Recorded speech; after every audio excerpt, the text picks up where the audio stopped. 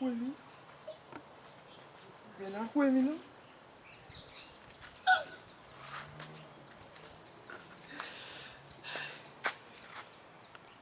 Enikao. Enikao. Enikao. Inu gba ti wa. Abie de. Eina bie. Wana mi ewu mega ibie ni a. Asa otari bie na. Ya be gbo na. Ya be gbo na. Oma. Ya we adolo na wuyi. Imaka wo be amaka wo ho o. Enikao. Eri etase.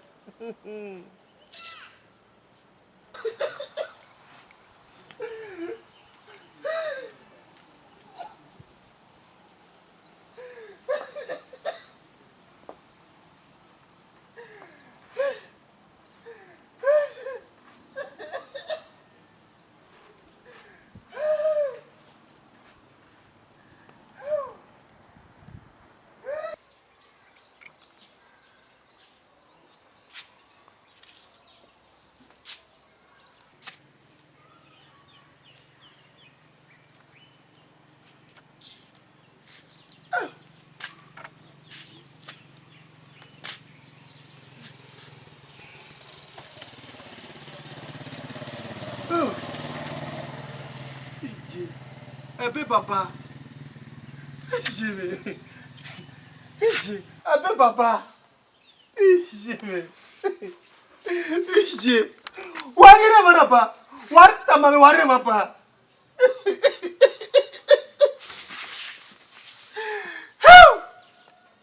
Ije. Ebe ware mana ba ware kama ware mana ba.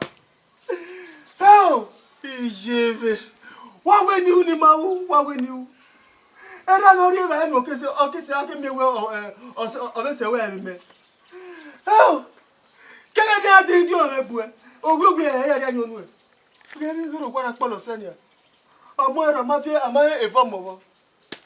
Ware ka ma meta wawe ni u, we ni ne we ni pa ipe. Eye. Eye. How?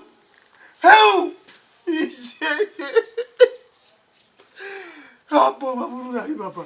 Bena huemi na hi. Ije. Ere mi ba gbo a. Ere mi a de bi so yoru ere mi a. Ije. Ere mi to se we me do ahian me. Ije benije.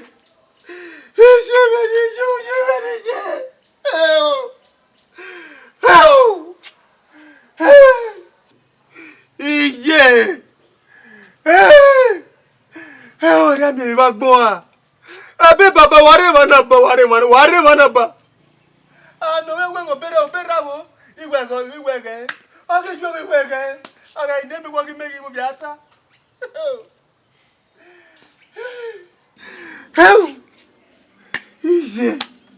Ije. Nami. Oni severio ni. Ebe mi gbona de oni severio. Itu betere oni agwo no ga hama mege. O severio ni go salo boario. Bere we na itu ena. Oni severio ni oni severio. Pẹ̀lú unwe go ngbe me pa.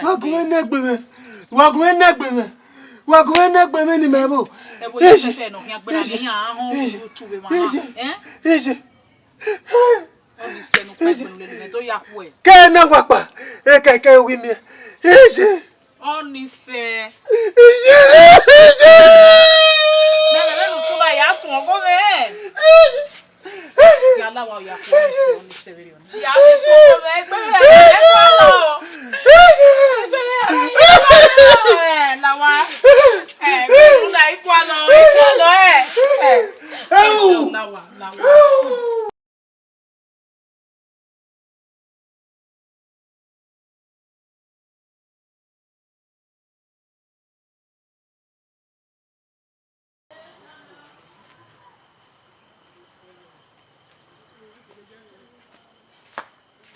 want here.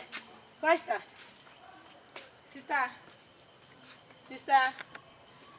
Sister, go here. Now go. What are you doing? What's what you want? It's a row. No. Sister, when or tell me we boni. Since time. Wọ́n ka vie gusi gume. O vie gusi gume. But ona na e papa so mo. Mo na da wa be. Papa so say as tu. All way. Ina vie go no gume de. Sta ni vie la dana. Ni vie la ko mo na da wa be say as tu.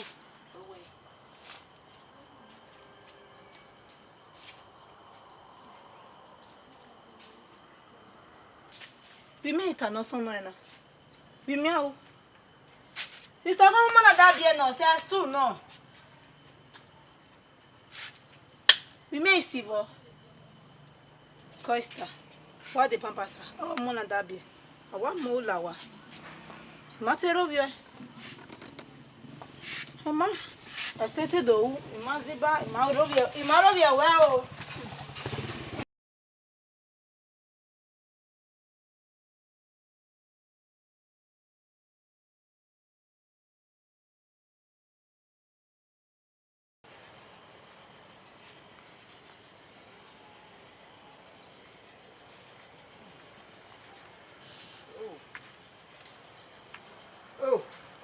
Okay, let's see. Okay, what's in? Mais que il code de lido kama we no sunu we ko do ni gospel give an am okpori to we have you working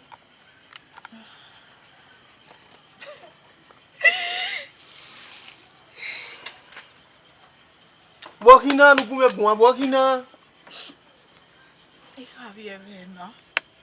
You get no work for war. Let him we pay you not be very low yet. Many way I don't want any me or what Yarova. What you baby? I know he of your dear way. Your dear way no holy. Okay. When not cacking me lily. That don't want it. Me now we may be of you more or ibata. We look for you and women die. We look for my boy. We the butter, Bejeda. Wait, what's with no? Okay, come on, oh, wait, the papa saw of what I here.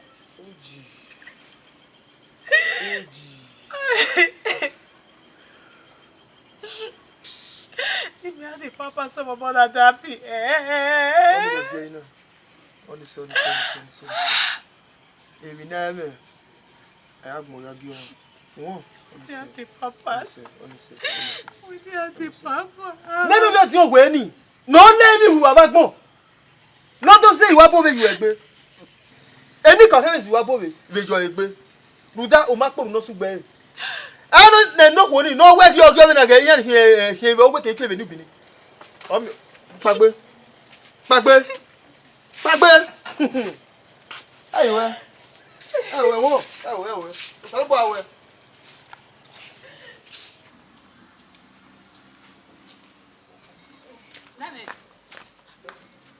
Olha assim, ya rule mi rosa uki. Working? Waka. Olá. Okala dele. I know do diagmo yaka. Okala o ye. They no need him. It's my way give me la. E de ba me agogo. What am I make okala de. No do diagmo yaka. La we mu we enu we ni e mo lele. Oh my honey, Imana agogo ideba ya rule mi rosa uki. Ideba ya. Ni what am I we. Nu kwa be se ba ni nu kwa be nyenyenyenye kwa be tale mi ya fefe fun to la e ka mo ro pa yo sa lo pa yin han. Mekanek bu me be likeni sunu keni adia. Mekata. Ayin la o weta mo ro pa ge ro pa. La ide. Amawo no me jugbo. We be gi eni an. Nu kwa be so to ni pan ni nu kwa be mo ete to ki be ba ni na mi ege. Emi ya fefe no ro wo nu wi akwa. La o. Mekate no ko kesi ita. Ide. Nu le ba o.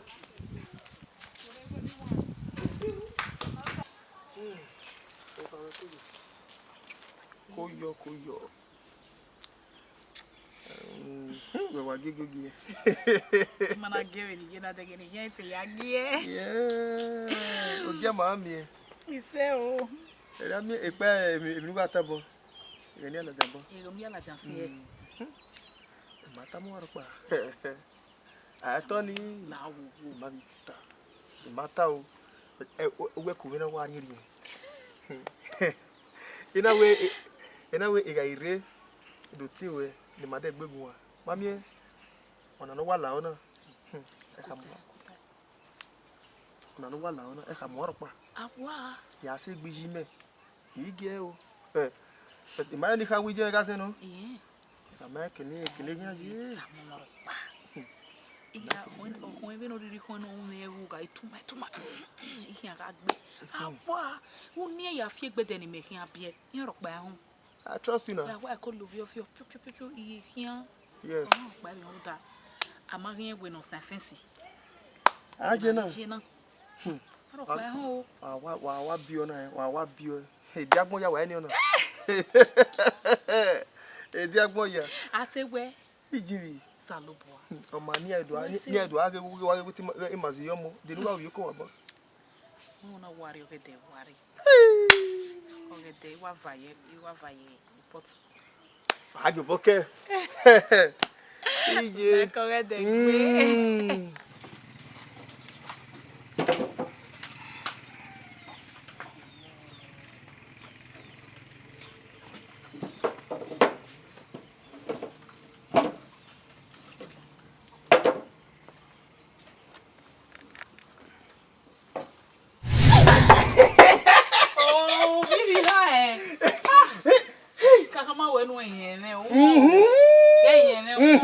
Hey, ga nguni nguna na gbegbo ko. Okay, we na. Muda. Eh, diagbon ya agi e. Yeah, gbele. Iye.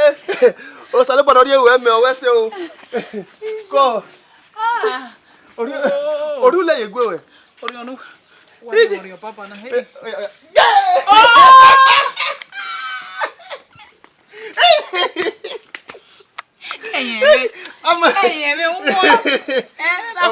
Mama galawa. Oh, we mana ri oni o me mana mo beke na. We ya. Oba yan. Ya sa me no ya kwe bo. Daka one minute. Eh, wala ro. Ya sa no. Ko. Zeyo mobo. Àwọn negi yan bi ene, ai kenya. Iya de ba. Yeah, zuvu imobo. Wa wa finish for danafu. Gbe pon da kenya o. Deni bu egbo. O se Eri ayagbe. Umuke no to gbo na le. Ai wa si won yan te. Igi agba igatu. Na si won yan te. Igi agba igatu. Ijo momo dewo wa.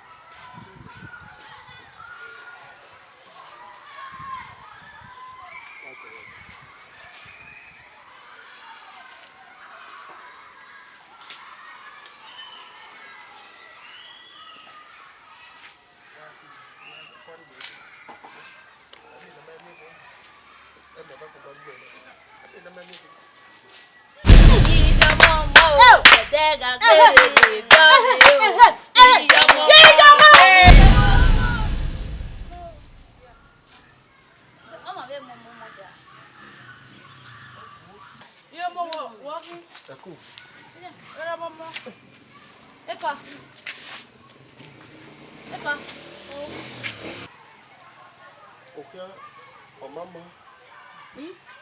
No kwa Emila su egbagia oberi ha. Ijina.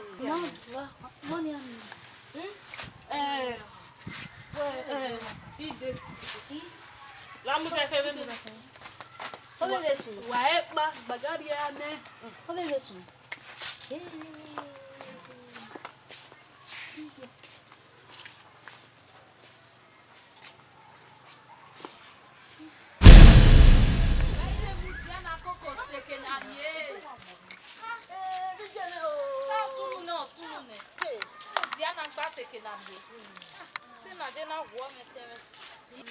Hiyo salubore. Èmi no sunu ne. Wa mudia. Hiyo bona hu emi na se o. O bia na pa bo kan yin pa jare be bona. Gbe wo mi. Yi? Bona hu emi na yi. O mo no ri bia be bona. I ma bo ejo wa ni ma ya de be e bobu gi e. Sebe mi na wo mi ah. Sebe mi na wo obi je me. O ki na wa ki na o wa be ya na. jo. Hiyo salubore mi. Ah, ya te me gba abega pesi ni ma. Igba sen me e wa jo na. Èmi no wa sunu. Ogwe ma ke. O ki meje so gwe. Igba han.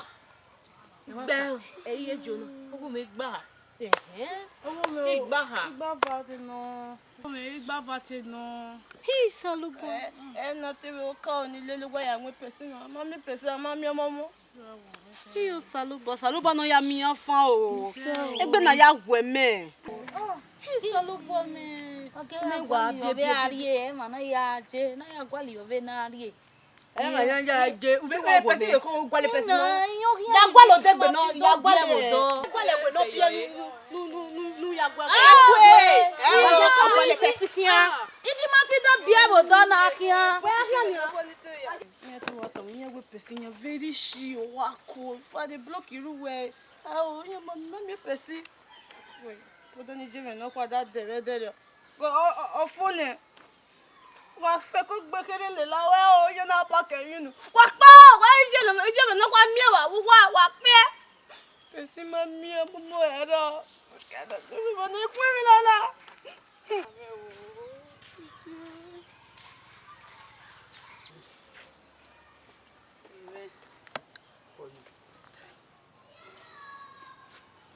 Igwe wo sunu na.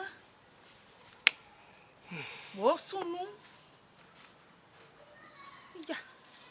E wa pa ore wo na. O ka o.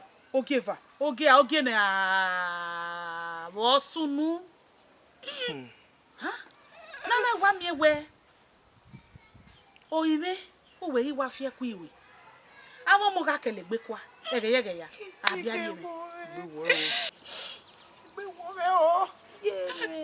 Egbe wo me. Ọmọ fie, ọmọ tuda. Ọmọ fie na. Ọmọ me na kiyo be. Ose yi se. Ọmọ me na kiyo be. Ose yi me ga givie.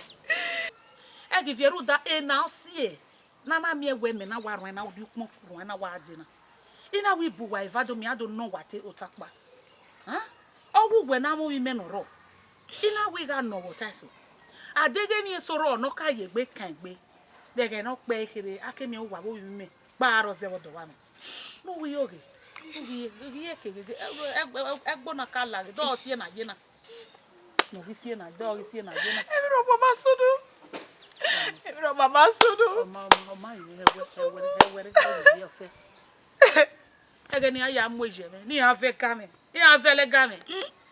Uga ha mai ga gogo ga gboru ori e ko ga edie ni me onye me ga se me e de na bia awege wa ko we ko bi me we fi abori wa mo le luware o ma le wa gbo ya gi vie me ga gi vie ya gi vie u da do ya pita we no bie no wu e o bie no ragbon uga bie pare mo la uga ye bie yin wo wa bie no waragbon wa bie je ne wa mo me ibu da egbo no ko la boga he me gbokedo bi omo kedo la kara la dian do yakin omo gbonekere ruda o se pe vi ya le mi no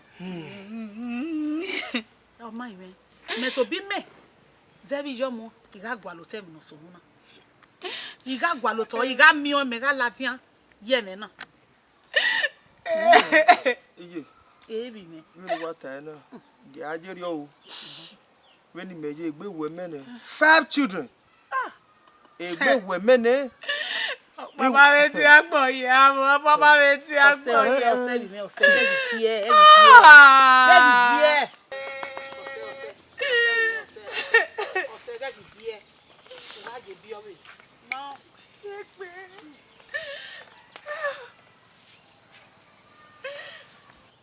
make we go what from the main source me hear information igwa ni gu egu for when we tabano obo hu we okunu rie wan ga okunu rie eni emu yowa obo kan bo do mota me na agun egun no iya wo kan wa mi wo kan bo ogi busy you a manager ni you be financial secretary e post ba mu ne o je pe awo hanti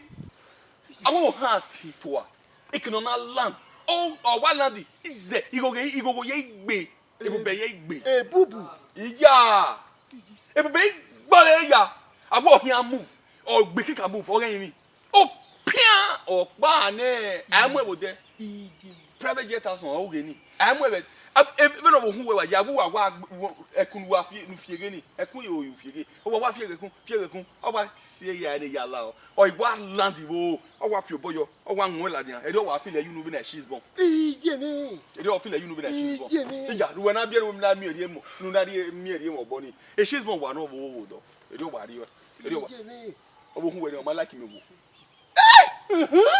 we ba to ni wa yi ja Bige we be there wari ko na we eri again na we man is na pass wa kan we na hehere azana mi a ina we omo no be like mi wo gbe azana mi a wo ge no ye ni a utai ite do atoge a ije we ha me ya atoge a emi e fer water si waja yi da o me kai toge ma me de ije we ha me ya atoge eri me o ha me ga no kewu so be di wa be na igwa be ko mete pisi ne e toge ma we we ya we o ikono wa land ebube wa za o wa we atana yi o we bubu watana ji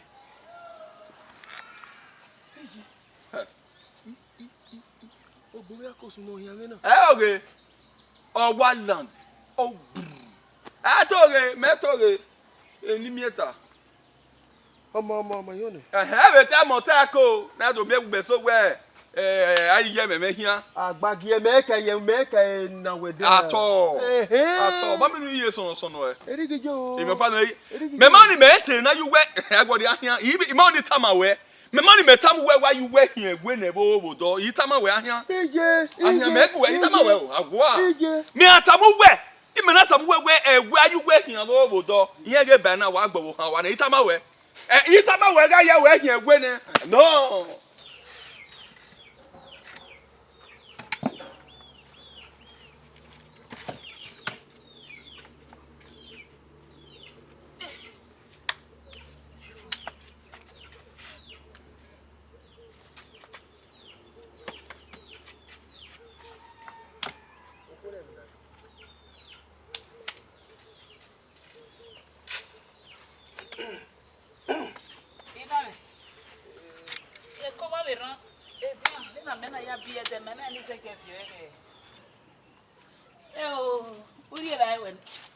wine ba je na go ekede sioni a ewe sioni a nege no ne mo na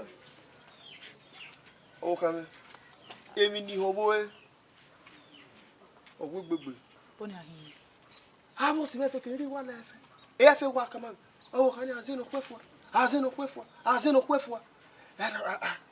e wo de bute wo be ye we nu na bia ni na di agbo ya we ma ga zino o ye ni mi se sunu we ni meje ebi na we ege ho imeta e na ebi na we wa so ba ya do no e o wo kan wo fi ase we gele fian e mota o ima e mota e ni wata lo no e mota imata e na we di no we ma ya tin Neme. Hiyasin. Ekwe mu me na mi we ira pie ero parpa ti agbon ya. Iye ni wa me ase mi abebo na. We wa be mi won wa tin o wa gbe lori e. Wa se. Agui na me se no only me on wata o. E mota o. E me aketa de na mota e ni wata no ya we wa ga okin ga so kin. Me na we don't know where there we na ya tin ya nuto kama we. Ina wa tu manu eta ma me ka ni ade wa wata ma we no. E mota aketa de na. O be fie na e mota I mata. Iru wa. Ami no gyan na gyan wo na. Breve nania. Uwe tasenkia. Akwe ukabere uwe ochikia. Doji ni ra de oji de doji ni kide na do adu livi nefia. We bole de no pa we asha wekia. Awekere na ka gbasha we ba ni asha wo na do aro mo fio. Abi di kia wada. Ni kia. Ha!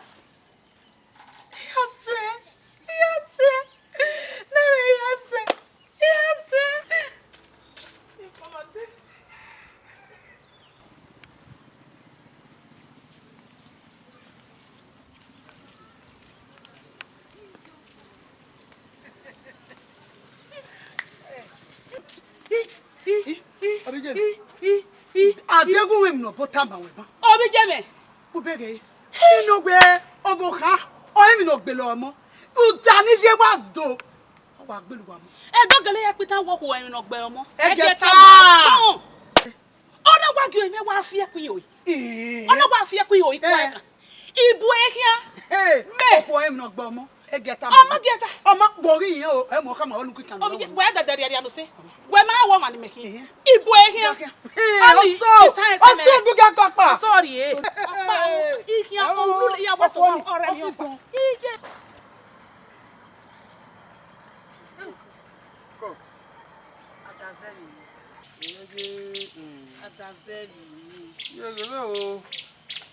Adazeri me inu gba ti wo. Gba enu. Gba. Omi eme ni me do awon no ka won wo kan we. Wo e na. Okay kaka bo pa won bi o. E no wa ka owo ku we. Iwe ri mi wa na. No wa bie emi ri emi ri. Emi ni me o de na mi we o te gbo ma we gbo ma rere fe na e. We abi awon wo e na. E wo ya wa ta kan wo e na. We owo kan. Azen e ni. Awe azonge no ro no fi pa no ro mami na mi wo wa bi eni owa pa iya wo wa han ni oke wa so ye gede no ya bi eni omo ni o ya lukodo ni wo o wa ri eyi ya o na wa bi e oke ke wa se wa mo Obo ki me kana. o bo ka gugun a iya da wa ni te gun we mo ko be ya Obi me.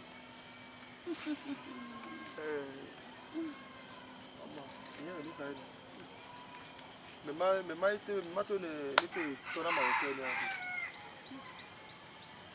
Wewe ibno sunuda na ibe do ve mu pamu ne ve. Ina do kala dia. Ya gba lote otegbo ibno sunuda. Na ari o pe no re won agbere wo ri mana no ro da wa. Wo ta se yi. Emi o ise ba ni owa ya. If no me wo o se fe. Owe owo kan me. O de gbegun amado na bie. Omo ni o de gbewa we no wo. Ona ni agiun. Da mata. Amu emo bu. Ina gele we no fa. Una ya giun. Iwa we. Ijo. So pa ka ni ate ni ya we. Emi no wo ga mi na. Normal. Emi no wo ga mi na. Normal. Atasi. Ata na mi na ime kwa ku we gwana. Ogwa te ni te gbe. Ite na be agbo be kia. Ogwa azetu lo e de na. Omo boss wa wulo wo 8,000 na ho. Wo gbe lo omo bo ni aze na tu lo. Owo kan si e. Imi na dani owo kan waru we. Afia na dedere wa yi. Ye na mi we. Owo bi aze ni. Na eto mi wu me o. Ebe ewu ni ro pe ti wo. Ogo omo no bi ogbele. Ye no wa je na. Afia mero me to bi me ni juwe. Me ga gba okoto. Ime ko agwa lo wo kun ko ni tere. Mo ari lawa zeba me. Mo abiele nu. Iga me go e nego bo kan ni. Mo to bi me o kan azefo yi wa na. Ye. Show them my work. Show them now. Ija. Oko ime bi to gya. Me be to gya. Mau.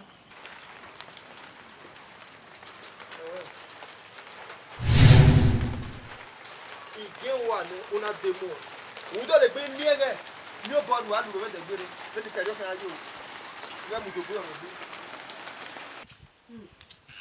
Isi boki aje. Eh boka me. Ai joué. Eri we wa be se. O saloboa. Owo bo ekede na. Obo ka mama nsebiri owe. Ijuwe no biwe. Ige oze no wa do e o wa gbele momo. Ah, ise me no be wune. Ijuwe no wune. Ijuwe ni o le mi gbiwa. Ogwi ye bu ato ase ne ijuwe ni. Ijuwe na gwa ti gwa wo ku no wa miewe. O ibe ga fie ku iwo, ga fie ku iwo. O ha bia o wa ha ma abe ba ha abe bia o. Wa iga de wo pa be iwo la wa. Umi mo muri ogwa me. Igwa le je ma mi je no fe ga me. Ime gi ijuwe no gwa ti gwa wo oze ni yo so. Ijuwe na uko na ona sala imi no be no sala imi de wo be ti sala dia. Be ni tari o kin aje. Lare igwe u vie ve o. Tu vie ve o. U vie ve o. O woni ya bu ko ba gwa bu vie no fo. Ka o be ne saka e u dawe yo me. U ki ogbo eri enu. U ki ogbo eri enu wa na. U ja han wa. U ja bie. U ja momo nyagbe. A o me va na o iso e. A dere ebe ri o di akeme. Akpo won salo po agwe keni me na won do. O ma re gbe me ma na. We to bu we eh. Won me ni ka ma we. U fi a won me ni ko me ni ta. Igwe ni ka ma we. Ege ya. E kin ya are. Egbe we re gbe oko wa na. Egbe oko na ko kere. Eni tari kin ado kin aje. Yo pa enu ri opa ja. Ah ko. Lo wa na. Egbe enu e.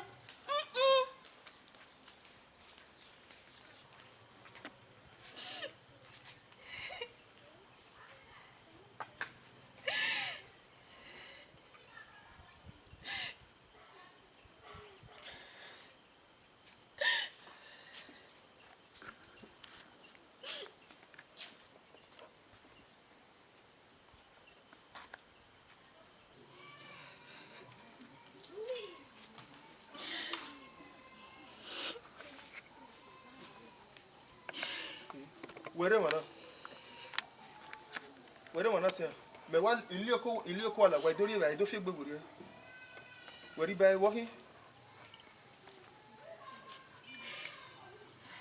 wasun wo we vie na wasun O ja pupe.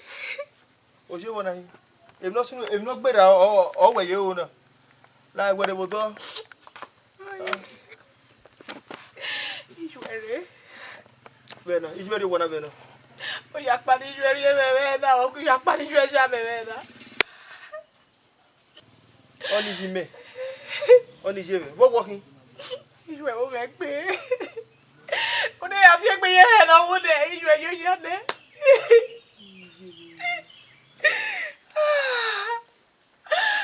wo wasunu O ma pie no mi e.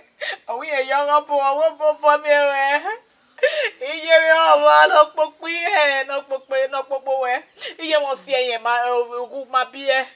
Iye mi o kene ne mi yo to si e di mana bi e. Ah. oni jime Ise ti ta lo. oni we vie ina Abi mi o pa no mata, abi mi o pa no mata ma me. Soni sega ni wo iji mori we abi mori we oni pagbe enu we avie igbe won ije me ya mi o won so pa iju we wo gbo ni we emi afe ni o na e mo we ri o je na ni pagbe Iye mo we, iye me ma pa. pagbe la wa ni an ja la wa ifi egbe awu ye na mi ba gbo pe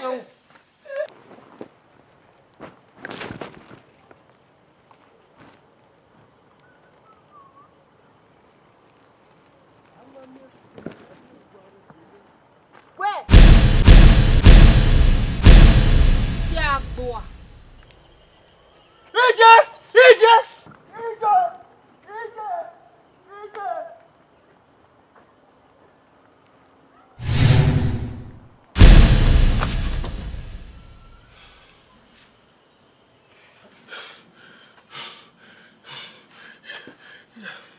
Imina awa iji imina na wala were na wasuna baba ni baba wasuna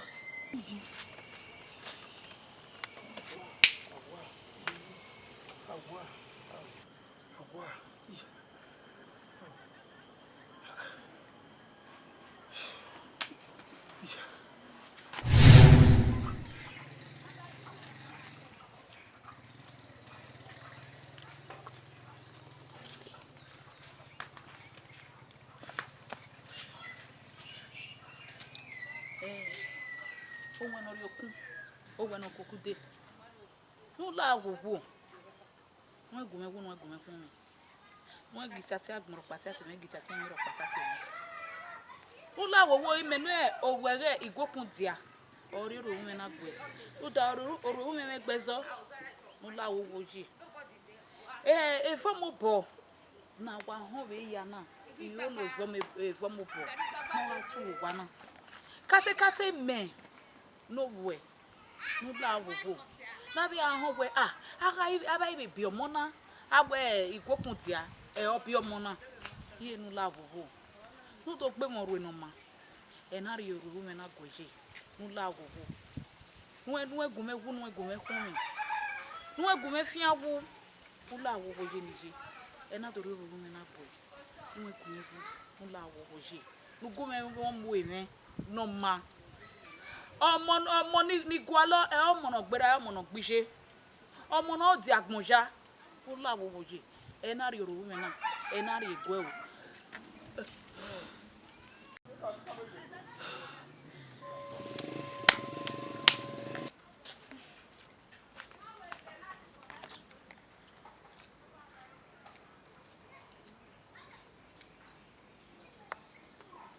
o museo Adani mia weri o salo ba wo se wedere o. Miau. Omo. Wow. Ye bo yan. Ko ye. Ye bo yan. Wa, da. No gbe love. O gbe love. Wa gege ne ku emu no rago. Ti. Lare wa ke ma gbo we. Igwe wa ke ma gbo we. Ataki dan yo.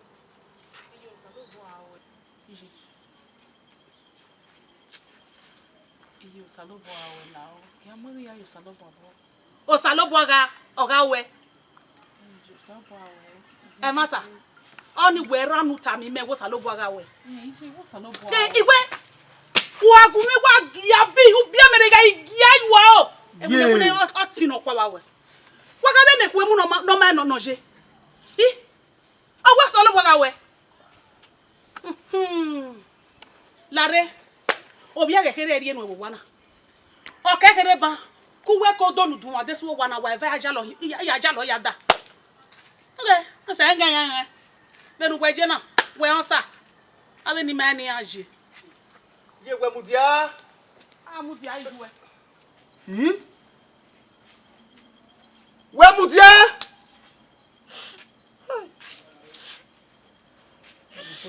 Na we ko wala.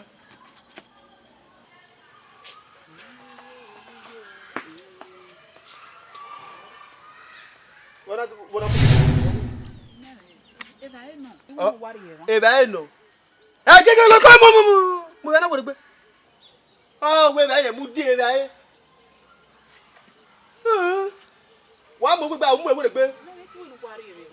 Ni ri o na.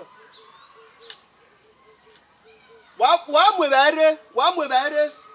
O wa mo re. Wa mo eba ere. Ke ba ni me o. Ke we to bu we e. Wa ku ya yo me ko ni ga e. Ya la ki ko wa de su anwu gere. Inu ma ko gbari e ma eva. Agwa mo agbo ma de ba e. La ke mo do ni. O ko no gwa le ba ne gwa bi omo. Ale mi bu wa gbon.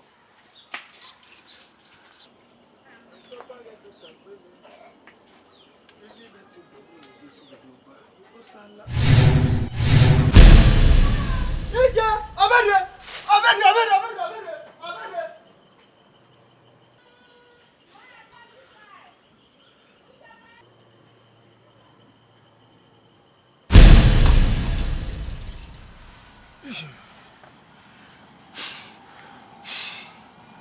Mimi nana. Ina kwa mimi nai.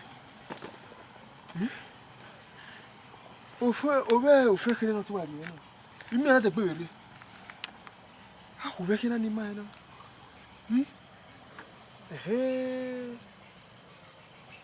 Ije. E gbora wo me no. Ko. Nene. O ka no kwa. Chibu mama me ni mata. Ni kai. Na ko ti we go di ba nje ni gu ego. Make ni video, make ni kede. Wa mi kege ni no boya kama we ni gien omomo ni ede ni wa gien. Imi no ga mi na o. Wo mi na ni bo gita. O ga ni oboda. Ihe agbo a. Ya agbo a. Ri ma mi se o. Egbe ona mi. Owu yen wa. Issue. Oda fere eyin me. Salo boy ka wo ma ya. I ka wo ma ya. Bo wo le. Ba be ge o. We le kiro ike, o salo bo awe. Ise o. Ise. Salo bo awe. Ni me wata mu we na ni na wo kun wi na. Me no ya ni obo, ya agbo. Me fi tun wa o. Awe ma ko. Emi no reba we.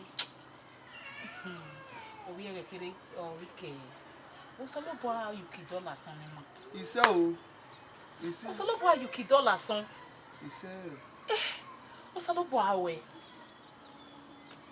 O fa. Iwe ọmọ na ka na ọmọ ni me wa mi na. Ekitun a, ero a. Dero o ga ita me no weti kan agbo. Ikan agbo. Me yore.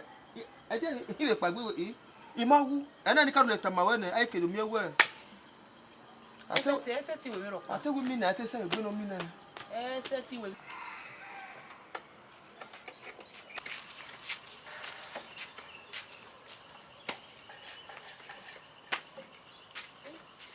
Ese walking.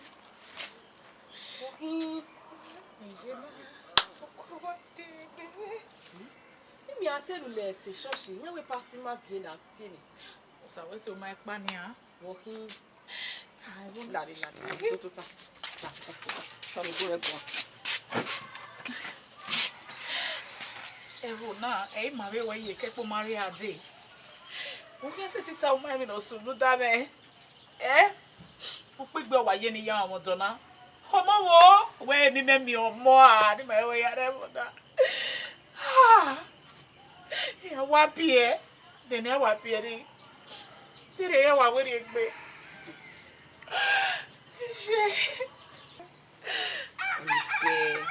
Você não disse, vie. Boy, o salo bo amugwele na. Ruda, emi ya nu wetana, ni me mai, ero. O sa we se o Ero. Boy, oge ne wata. Ibi da gbo no sane. Oge da gbo no wa na ri do sane. Ti me wa ri da gbo no sa e wa ri o ni o da fun me bo ma wa ka. E bo da fun me wa ka. Ebo waka.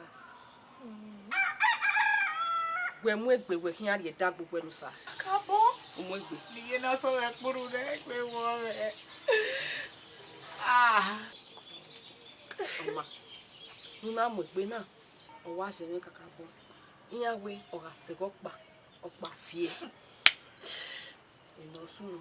Iya kwe ma mi service. De ogwe ha. Ya ti we nu mu egbe lele mi ma mi pastor. Oma, ya wa lele we. No sunu ya so wa me bon ya ha moda fun me.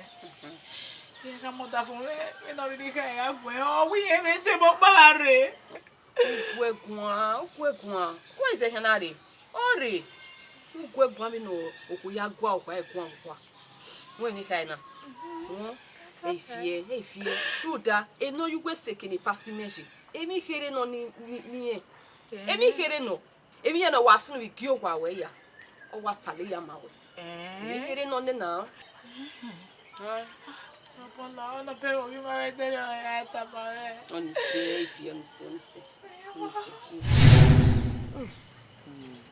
o ne gbe me arene. Ara gbaro ese edogbo no se kemi no ma ye. Era wa duo na no ma ye. E mo awele ga owo kun dia no se we. Ori mewu.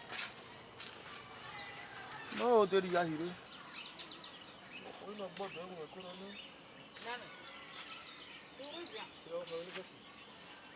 Iro Egene ni na kpanyo ware pa. Se no emi wewu wa. Maruwa. Wọ́n sì ní kéde o. Ìyá ta lọ máa ẹ́. Ìwà ta lè mí ya fẹ́fẹ́fẹ́. Ìta lọ máa ẹ́. Utalo me. Ona be ekina na gbo mo ni. Yenu be je na. Uwe ya na gbu e. Ọ̀nà ọ̀gá náà gbọ́ wọn. Uda mẹ́ ọ̀ma nà yí wọn wà mẹ́ nà wọ̀n kùn ẹ́. Ọ̀nà ẹ̀ ọ̀nà yeye. Ọmọ o. Igbó wa bẹ̀ àmì ọmọ pàtàkì bá ni à. So ìta lọ máa ẹ́ ọ̀nà wẹ̀ ní ẹ̀wọ̀rí wẹ̀ yíyàpọ̀ ẹ̀ yíyàn yẹ church yíyàn mẹ́ sẹ́bìsì bí yàpọ̀ ìdí àwọn ẹ̀ màlẹ́míà àfihàn. Ẹ̀ náà wọ́n ní tó ká màá wẹ̀ ni màá gbá àfihàn. The church. Yeah, service in the church. Ma wo gba ara no wo pa de. Ni ma wo gba. Church na nu ya de ogwa yi na na. Ona ekire pastor we adobo kan we. Ah be je na. Ah je na. O be kan na pastor ga okpe a. Be ni me ya mi ban. E pastor an e okpe a. E pastor an oku no. Ni ta na. E okpe a o. Usa ga segile. O fe kero hu iwu won gera okwo be nu ta na. O ni me ka mo we na ni anima be we. I know they go ijo. We are one we are here we are fan of we. Agbalo we. Me ye keni aveju. Ya ve gi o be ma we ya jo. Mama do wo jo mo pa jo. Ya joro popa ma we na na wo ni. Ya go ni. We are here. We iri o we me ri o na da kweku gbe. Egba mi no ma. Ni no go boy we le kian kedere yo ade ogo na me ka enjo de we be ka be church de we are o church de na do de banana arene o no lo se ta le be o we akia ya we logo me iye ba wo la ani ki e pana ula o ijo ma ko me fi pon me o pon ra bi ayu e o pon ni ki we do pon fi ayu ma wa ki ke pa ni mo woni ni gwo be yo no gya na o we ni du kuri ki opa ni o ki opa no ni e ma ta gele no gana be yin ya ge ko gi je u ga sien be na nye sien kon ko e gege lo jama e de na e o se e tu be yin ya na iwe nu la jama le ge na wa o iwe ta e la wo o bana we le gbe la o tu pa ni ma je la o iye ke ona e la we ni iye ke o me fa e ola madam to iwe nu re mi gbe ra bi ju e iwe na e no rie madam ana hi wa ya ka iwe na e no rie ọmọ pa eva ana hi wa kede obo ta bo mo bo mo evangelist esoe ọmọ pa eva o pia na o ye me kian awo ko pia na we ma gi yere lo we na dari obokun we na o ma yere obokun ko nu mu ko na e go na dari obokana o ma ni yere ọmọ ni gi buwe ade ona do kan ma wewe iye hama una gbe mata una kwefwa ọmọ ni ni e me ra meje ogomode abeje iwo hai daze wegele woni otutu nwe kono ko da si la sister la ọmọ ko ni yen wonya no ga ma no daze o maka ma be ku nwe kono ko ige ko wa o kwa money for Ona aminu kunwe. Ona agujo tegbo. Ijebe o. Atase wa ku na o. Oya ku tegbo. Ijebe. After the morning gune. Ona wetin ya la worori. Nye ya si akiye. Nye ya si eveyo wana. Kumi. Mo kokoko wo wana. Itoge. Arore. Adesu wana temeria mweji. Ria mujama emasia ako sina. Eri. Ade.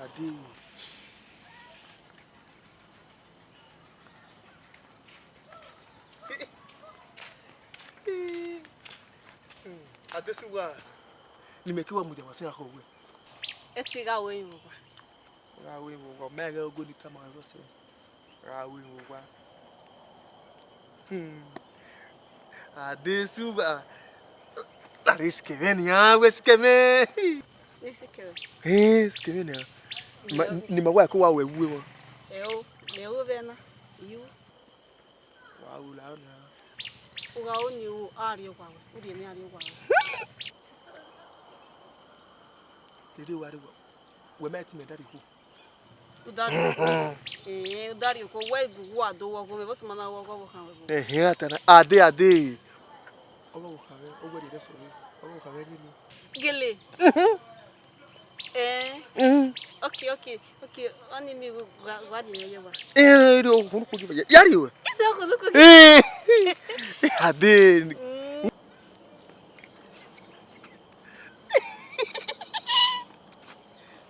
Ni mama ko we no. Ade. Ije. Uga. Ya go ma wore pe. Ewa. Daze wa tuona o. Daze o. Ena mo ko wa. E ma tagre wa no. Omi ku ko wa no. Na so de o. Daze. Wo kwa ti wa wo ze na.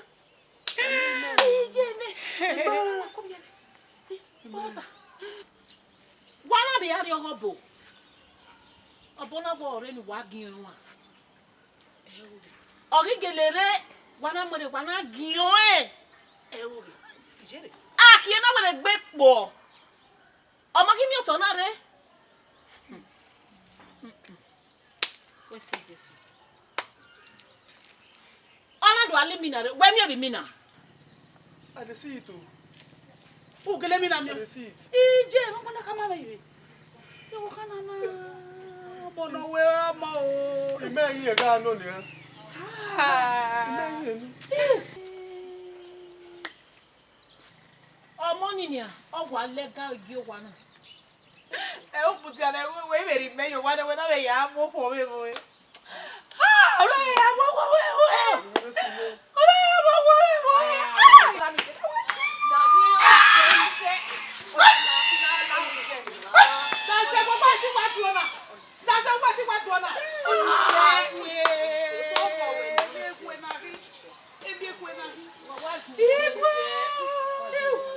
You see, so mo pano, imu aweyo ne.